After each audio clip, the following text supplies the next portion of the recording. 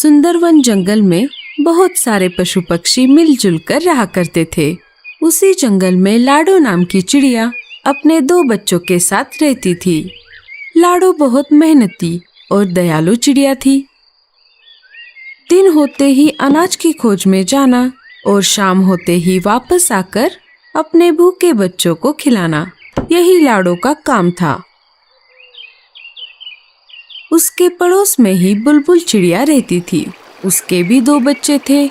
उसका घर मिट्टी का था, उस वजह से उसे गर्मी के मौसम से बड़ी राहत मिलती थी।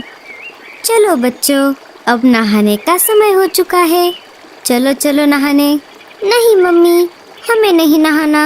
हम घर से बाहर कहीं भी नहीं जाते, फिर भी आप हमें रोज रोज नहलाती हो।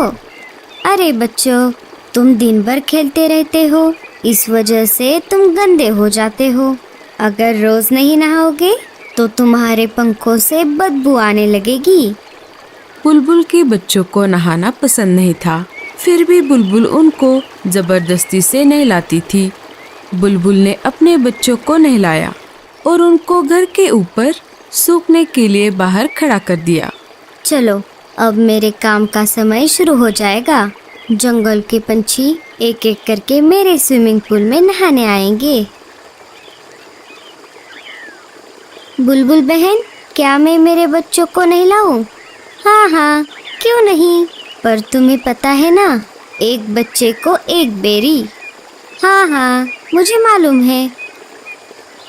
ये लो 2 बेरियां। रानो भी अपने बच्चों को नहलाने लगी। एक एक करके जंगल के सारे पंछियों ने अपने अपने बच्चों को नहलाया। लाडो भी अपने बच्चों को नहलाना चाहती थी। वो बुलबुल के पास चली आती है। बोलो लाडो, क्या काम है?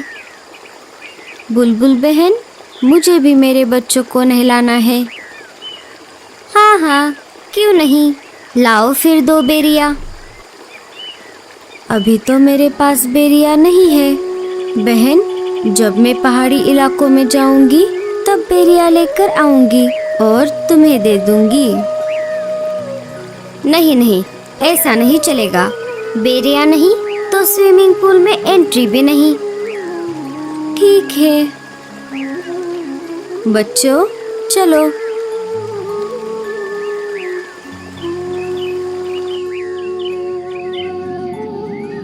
माँ, हमें भी बुलबुल आंटी की स्विमिंग पूल में नहाना है।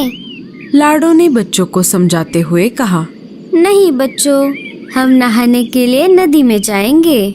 वहाँ का पानी साफ सुथरा है। लाडो अपने बच्चों को स्विमिंग पूल में नहलाना चाहती थी। बेचारी लाडो कर भी क्या सकती थी।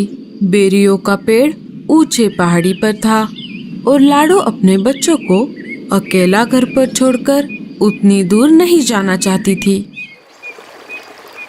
वो अपने बच्चों को लेकर नदी पर आ जाती है और एक एक करके उनको नदी के पानी में नहलाती है।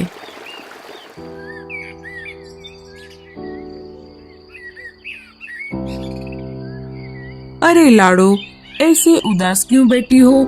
क्या कुछ परेशानी है?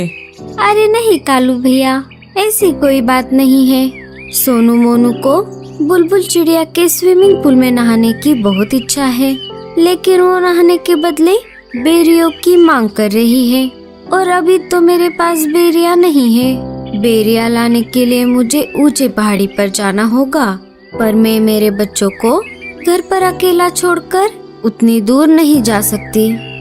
बस इतनी सी बात, मैं हूँ ना, मैं पहाड़ी इलाकों में जाकर बेरिया ले आऊंगा। बड़े आए जाने वाले। क्यों जी, आपके पास कोई दूसरा काम नहीं है क्या? ना बीवी है ना बच्चे। आप एक काम करो, सारे पंछियों के काम फोकट में करो। अरे गोरी, मैं तो ऐसे ही कह रहा था। मैं पहाड़ी इलाकों में जाता रहता हूँ ना, इसीलिए मैंने ऐसा कहा। तुम भी ना गोरी। बहुत दिनों से जग्गू सेब मांग रहा है, क्या आपने लाकर दिया? कोई जरूरत नहीं है किसी की मदद करने की। अब सीधा मेरे साथ घर चलो। कालू कौवा वहाँ से चला जाता है। मम्मी, मुझे भी स्विमिंग पूल में नहाना है। अरे जग्गू, तुझे नहाने की कोई जरूरत नहीं है, तू तो वैसे भी साफ सुथरा है। लाडो उदास बैठी थी कि तभी वहां पर भूरा कौवा आ जाता है। भूरे ने सारी बात सुन ली थी। लाडो, तुम परेशान क्यों होती हो? मैंने अभी अभी सब सुन लिया है। तुम एक काम क्यों नहीं करती? मैं तुम्हारी बच्चों की देखभाल करता हूँ। तुम पहाड़ी इलाकों में जाकर बेरिया लेकर आओ। लाडो को भूरे पर बिल्कुल भी भरोसा नहीं था, लेकिन उसे बच्चों को स्विमिंग पूल में नहलाना भी था। फिर भी लाडो ने भूरे से पूछा, लेकिन तुम मेरी मदद क्यों कर रहे हो? अरे, मैं भी बहुत दिनों से बेरिया खाने की सोच रहा हूँ। तुम आते समय मेरे लिए भी बेरिया लेकर आना। अच्छा, ठीक है, तो मैं चलती हूँ। तुम मेरे बच्चों का ध्यान रखना। लाडो बेरिया लाने के लिए पहाड़ी इलाकों की ओर चल पड़ती है। अरे वाह, ये तो बहुत अच्छा हुआ। मुझे पता चला है पहाड़ी इलाकों से हमारी जंगल की ओर तेज तूफान आ रहा है। मुझे नहीं लगता कि लाडो उस तेज तूफान में बच पाएगी। फिर मैं इन दो बच्चों को घर से बाहर फेंक दूंगा। लाडो के जाते ही भूरा बच्चों को घोंसले से बाहर निकाल देता है और घोंसले का दरवाजा लगा लेता है। बच्चे अपनी माँ की याद में रोने लगते हैं। इधर लाडो जैसे तैसे करके आगे बढ़ती रही। वैसे ही तेज हवा भी बढ़ने लगी। लगता है इस तेज तूफान में मैं उड़ नहीं पाऊंगी। लाडो चिड़िया हार मानने वालों में से नहीं थी। बड़ी कठिनाइयों का सामना करते हुए वो आगे बढ़ती रही। तभी उसके सामने से मीनू मौसी उड़ते हुए आ जाती है। अरे लाडो, ये क्या कर रही हो? चलो वापस। बारिश के साथ साथ बहुत बड़ा तूफान भी आने वाला है। अच्छा, ठीक है मौसी। वो दोनों वापस जंगल में आ जाती है। लाडो, बहुत तेज बारिश शुरू हो गई है। तुम एक काम करो, बारिश रुकने तक मेरे घर में रुक जाओ। बारिश थमते ही चली जाना। दोनों मीनू मौसी के घोंसले के अंदर चली जाती है। बारिश अपने जोरों पर थी। मेरे बच्चे ठीक तो होंगे ना? इधर बेचारे बच्चे तेज बारिश में भीग रहे थे। वो दोनों एक पेड़ की डाली पर बैठ जाते हैं, जहाँ पर कम बारिश का पानी आ रहा था। तभी उनको उस पेड़ के तने से आवाज आती है, बच्चों इधर आओ। बच्चे अंदर चले जाते हैं।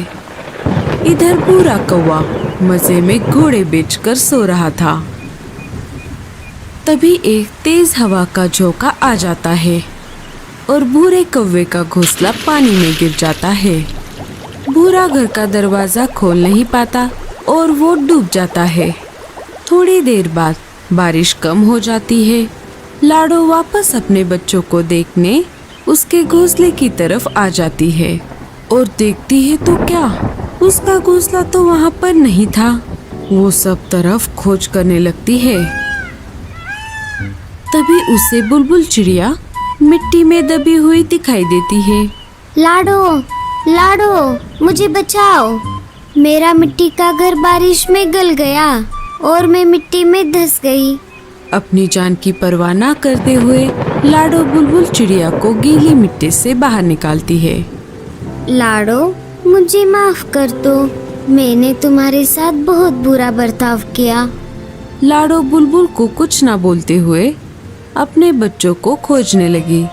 तभी पेड़ के तने से बच्चे बाहर आ गए और अपनी माँ को पुकारने लगे, माँ, हम यहाँ पर हैं। लाडो अपने बच्चों को देखकर बहुत खुश हो गई। अरे मेरे बच्चों, तुम कहाँ पर गए थे? माँ, आपके जाते ही उस भूरे अंकल ने हमें घर से बाहर निकाला था और हम यहाँ पर आ गए थे। हमें इन बूढ़ी दादी ने बचाया। माँ जी, आपका बहुत बहुत धन्यवाद। अगर आप मेरे बच्चों को आसरा ना देती तो मेरे बच्चे इस तेज बारिश को सह नहीं पाते। कुछ दिन गुजर जाते हैं। फिर एक दिन सारे पंछी मिलकर जंगल के बीचों बीच खुले मैदान में एक बड़ा सा स्विमिंग पूल बना देते हैं जिसमें वो रोज नहाने लगते हैं।